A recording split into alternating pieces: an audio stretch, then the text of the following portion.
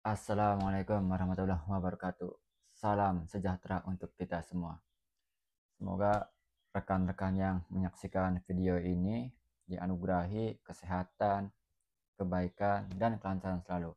Baik, edisi omongan kita kali ini membahas pemikiran seorang Muhammad Hatta ya, terutama mengenai apa yang disebut sebagai kedaulatan rakyat ya.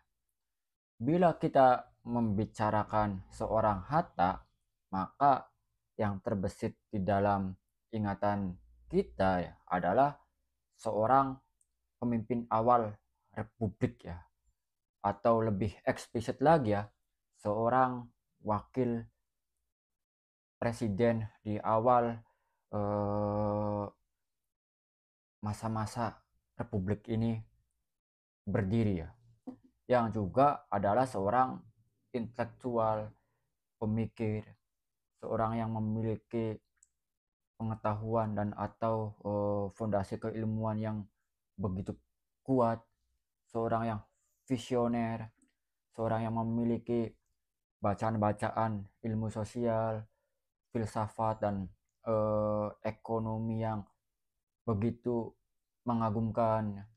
Dengan kata lain, dalam sejarah Republik ini ya, wakil presiden, seorang wakil presiden di awal Republik ini berdiri adalah seorang yang juga memiliki ketajaman pikiran, bacaan-bacaan ilmu sosial, ekonomi yang begitu kuat ya. Jadi bukan membaca komik ya, rekan-rekan sekalian. Nah, kembali lagi ke pembahasan kita di awal mengenai kedaulatan rakyat dan bagaimana implikasi dari istilah kedaulatan rakyat tersebut ya. Jadi ya, rekan-rekan sekalian, istilah kedaulatan rakyat berimplikasi pada bahwa rakyat harus menjadi subjek politik. Nah, subjek politik di sini ya mengandaikan rakyat ya terlibat secara aktif atau berpartisipasi secara aktif di dalam urusan-urusan yang menyangkut hajat hidup orang banyak. Dengan kata lain, hajat hidup orang banyak ya harus melalui proses pengujian-pengujian, harus melalui proses serangkaian eh, argumentasi yang rasional di dalam ruang publik, yang pada pangkalnya ya perbincangan-perbincangan di ruang publik tadi ya harus menjawab juga segala macam kebutuhan yang menyangkut hajat hidup orang banyak.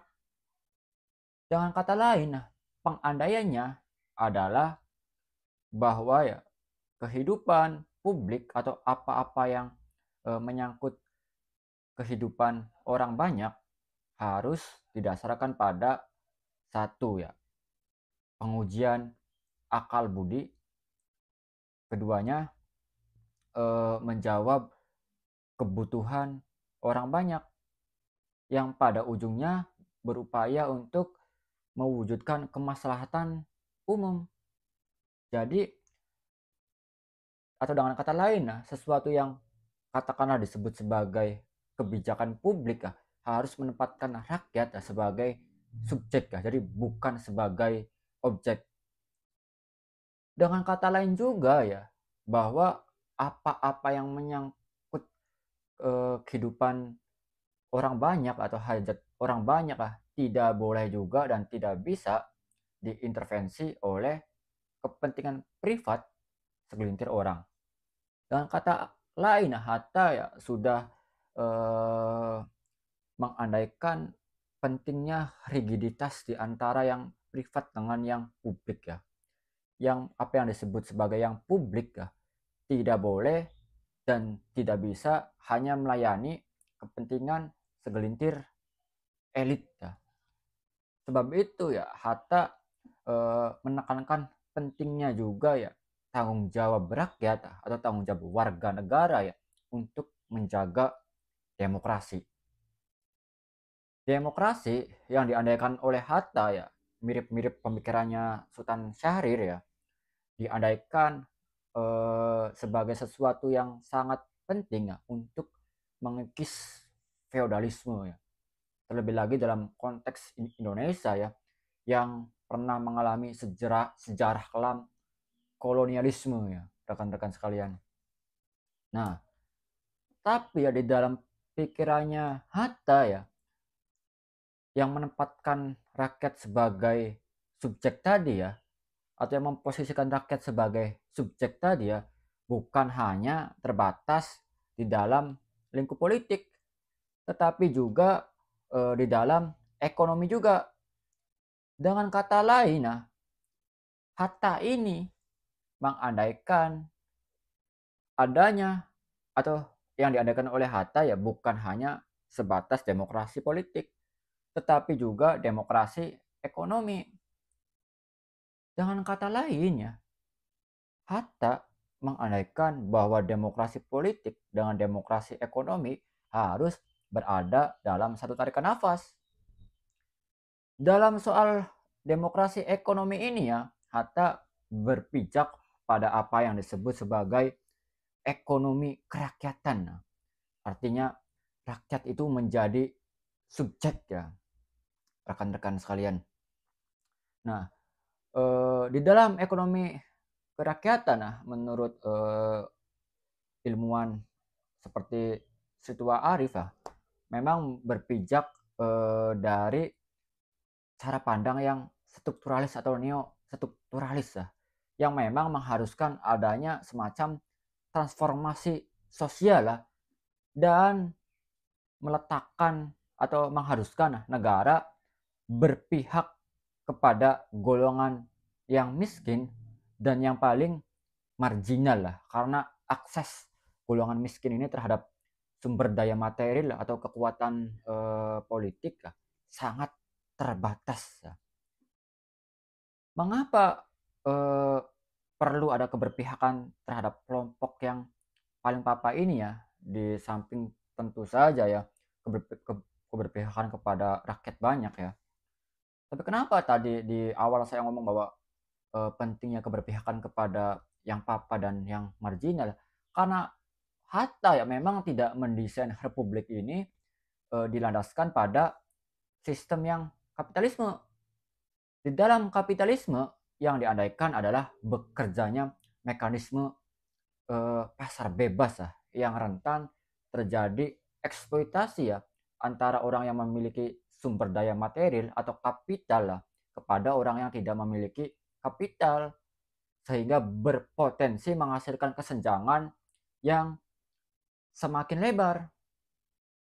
Nah, walaupun dengan catatan dalam kasus Indonesia ya, memang yang bekerja ya tidak sepenuhnya berdasarkan mekanisme pasar bebas yang diteorisasikan oleh orang seperti Adam Smith ya, karena yang berkembang justru kalau menurut beragam ahli ya, ada yang menyebutnya sebagai kapitalisme semu, ada yang menyebutnya sebagai kapitalisme kroni, dan Hatta sendiri ya karena dia mengutip seorang ahli ya namanya Sombart, Hatta menyebutnya sebagai kapitalisme muda ya, yang ia sejajarkan dengan istilah kapitalisme rampok.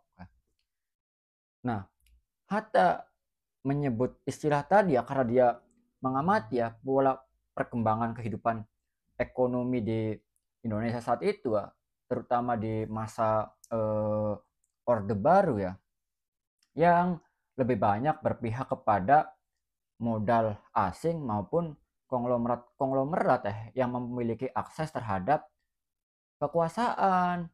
Dengan kata lain, yang disorot oleh Hatta pada masa Orde Baru itu yang dia menyebut sebagai kapitalisme muda dengan mengutip Sombart atau kapitalisme rampok ya, bahwa ya akumulasi kekayaan terjadi karena relasi-relasi yang bersifat informal lah di antara para pengusaha atau para pemilik modal ya dengan kekuasaan. Artinya apa? Orang-orang yang memiliki akses terhadap kepada kekuasaan atau dekat dengan lingkaran kekuasaan, maka mereka akan mendapatkan berbagai macam keistimewaan. Mereka juga bisa mempengaruhi berbagai macam agenda publik. Dengan kata lain, yang menjadi subjek di dalam kehidupan ekonomi bukanlah berlandaskan kerakyatan seperti yang diandaikan oleh Hatta. Rakyat kebanyakan dengan kata lain hanya menjadi objek. Nah, disitulah letak kritik dari seorang Hatta ya. Dan membuat kita bisa berkesimpulan bahwa Hatta ya memandang bahwa apa yang seharusnya menjadi milik orang banyak atau apa yang seharusnya menjadi hajat hidup orang banyak justru dikuasai atau banyak diintervensi untuk kepentingan privat segelintir elit. Ini tidak sejalan dengan rigiditas antara yang privat dengan yang publik sebagaimana yang saya andaikan tadi ya, rekan-rekan sekalian. Nah, Hatta juga ya kalau kita baca beragam tulisan dan pidatonya ya, Hatta memang orang yang sangat konsisten di dalam mengupayakan apa yang ia sebut sebagai ekonomi kerakyatan tadi ya, yang di dalam konstitusi kita ya terdapat di dalam pasal 33 ayat 3 ya, yang intinya bahwa apa yang menjadi atau potensial untuk dikembangkan lebih lanjut sumber daya material negara dan semacamnya ya harus dikuasai oleh negara ya, kekayaan alam dan seterusnya harus dikuasai oleh negara untuk kepentingan atau untuk kemakmuran rakyat banyak. Jadi bukan dikelola oleh katakanlah korporat dan seterusnya. Nah, ini yang sering dimasalahkan oleh orang seperti Hatta ya sebagai penyimpangan yang nyata terhadap ekonomi kerakyatan sebagaimana yang ia dan para pendiri bangsa lain desain saat mendirikan republik ini. Hatta ya secara tajam di masa Orde Baru tadi ya menggugat apa yang dia sebut sebagai kapitalisme rampok tadi ya. Hatta di dalam tulisannya secara tajam banyak menyoroti soal isu-isu tersebut ya, rekan-rekan sekalian. Hal yang menjadi ironis setelah 26 tahun Orde Baru tumbang ya, dan bagaimana pola relasi kekuasaan yang disorot oleh Hatta tadi ya yang lebih banyak menguntungkan kelas pemupuk rente ya, ternyata masih berlangsung hingga hari ini. Hubungan ekonomi politik yang mencerminkan kondisi struktural sebagaimana yang disorot oleh Hatta tadi ya masih bertahan hingga kini. Yang menjadi sedikit pembeda ya, sistem tadi ya atau pola relasi kekuasaan tadi ya hanya beradaptasi di dalam sistem yang katakanlah lebih demokratis. Kita misalnya rekan-rekan sekalian bisa misalnya membaca tulisannya Jeffrey Winters yang dia menyoroti bahwa pada tahun 2010 terjadi kekayaan material yang membesar ya yang dimiliki oleh segelintir elit yang disebut oleh Winters sebagai oligark.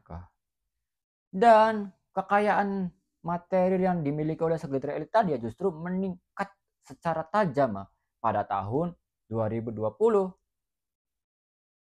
Nah, Winters di dalam tulisannya ya memaparkan bahwa para oligark tadi ya memiliki sekitar 570.988 kali lipat kekuatan kekayaan dibandingkan warga negara rata-rata pada tahun 2010 dan kini menjadi 759.420 kali ya. Artinya terjadi peningkatan secara tajam atau berada di kisaran sekitar 33% lah. Apa yang dipaparkan oleh Winters tadi ya menunjukkan bahwa terjadi konsentrasi kekayaan di tangan segelintir elit dan jelas salah satu sumbernya adalah kekayaan alam yang seharusnya dipergunakan negara untuk kemakmuran rakyat sebanyak-banyaknya ya, sesuai perintah konstitusi dalam pasal 33 ayat 3 sebagaimana yang juga diijarkan oleh Hatta ya, justru digunakan untuk akumulasi kekayaan oleh segelintir elit tadi ya, rekan-rekan sekalian. Artinya apa?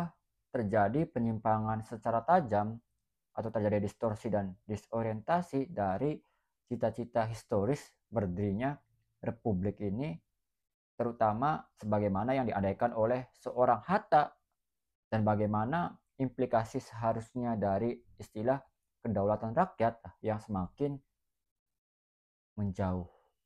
Seperti itu ya, rekan-rekan sekalian. Cukup sekian dari saya. Terima kasih. Wassalam.